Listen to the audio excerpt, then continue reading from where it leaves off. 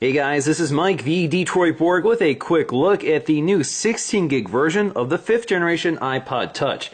Now as you're aware, the 5th generation iPod Touch actually launched last October.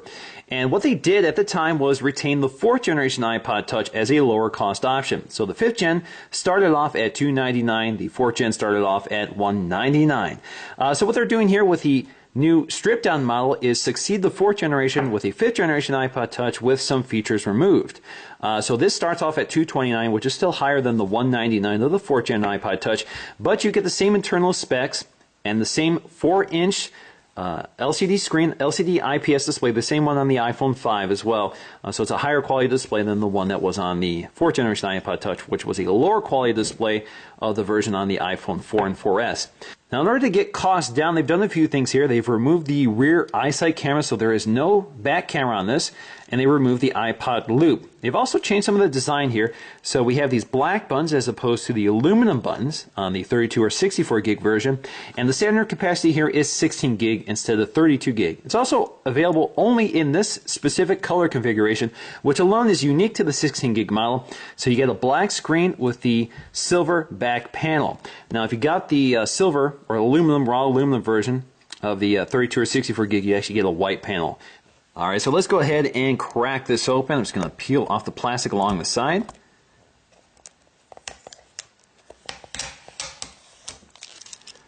Alright, should just open up like a clamshell. There we go. Alright, so there it is in its plastic tray. So I have a little piece of plastic here which is holding it down.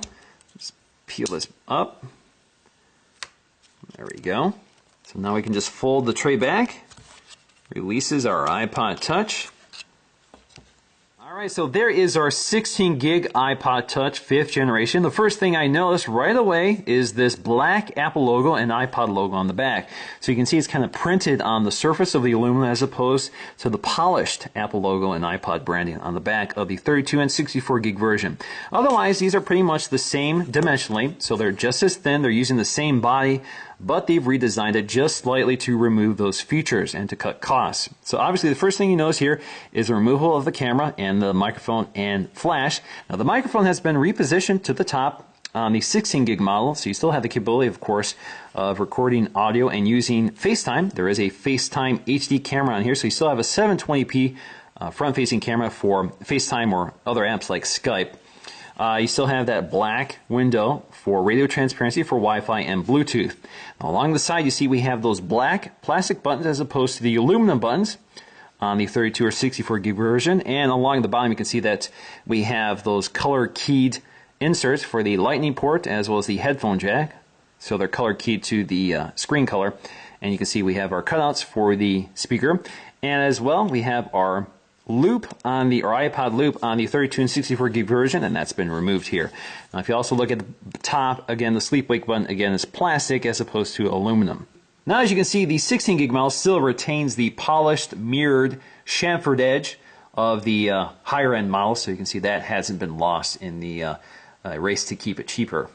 Now inside the packaging we'll also find our literature here. So we have hello, and we should have some Apple stickers in here somewhere. So there are the Apple stickers, iPod Touch info, and this is just some quick information of iOS 6, which is of course what this is launching with at the time of this video. Now we also have our lightning cable for charging and syncing our iPod Touch, and we have a set of earpods, which again do not contain the remote and microphone. That's pretty normal for iPods. They generally do not ship with earpods that contain the remote and microphone. You have to get an iPhone, or you can buy those separately. Alright, so let's go ahead and boot this up for the first time. I'm just going to tap and hold the sleep wake button. You get the Apple logo, and while that's booting up, let me just point out that I think it's kind of nice that we have this aluminum finish around the black screen, because most Apple devices right now, if you get a black screen, you get a black or slate colored aluminum bezel. So having this shiny aluminum around the black screen actually looks kind of sharp. It's kind of a nice design. I actually like to see this in other Apple products. So let's go ahead and start this up. Pretty straightforward. We're pretty familiar with the setup for iOS 6. Alright, so we're all set up and ready to use our iPod Touch 5th generation, and if you see my review of the iPod Touch 5th generation, it's pretty much the same thing.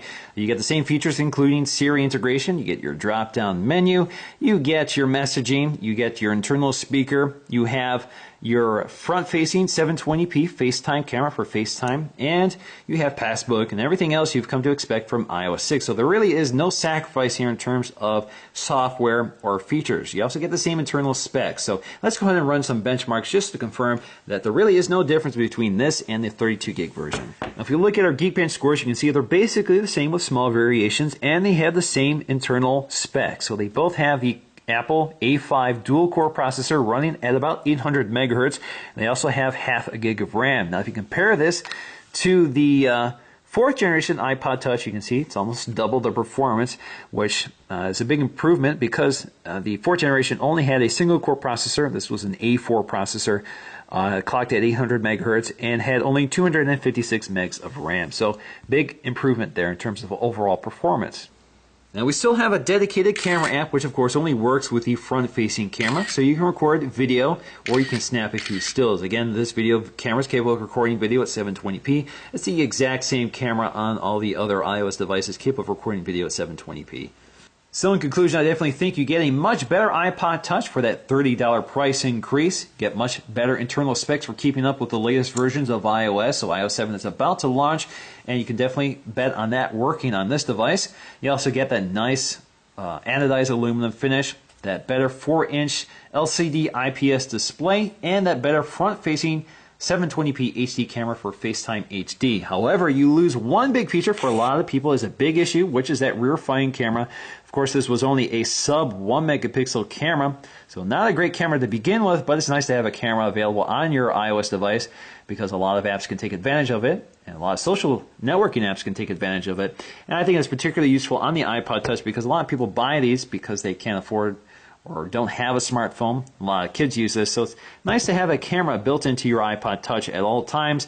And now if you want a camera on your iPod Touch, you have to spend $100 more. So for a lot of people, that's kind of a controversial point with this new product. So $70 is a pretty big savings here. So although you give up the camera, you do retain all the hardware that make this a great device. And certainly you can run iOS 7 and all the great features of iOS 7 still work on this device. You just lose the camera. And you have the standard 16 gig capacity. Now in terms of capacity, I think 16 gig is enough, especially if you don't have a camera built in, taking a lot of photos and video to fill up the camera or fill up the space.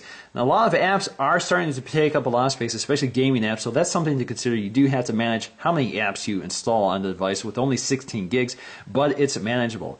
So overall, definitely a device I recommend. It's too bad it doesn't have a camera built in, at least some sort of camera, even if it's a lower resolution, but it's still a great device, and it will be able to service you for quite a few more years because the specs have been bumped up to keep up with the latest releases of iOS. So iOS 7 is about to launch, and I'm sure that this device will be compatible with it, while the 4th generation iPod Touch may not be.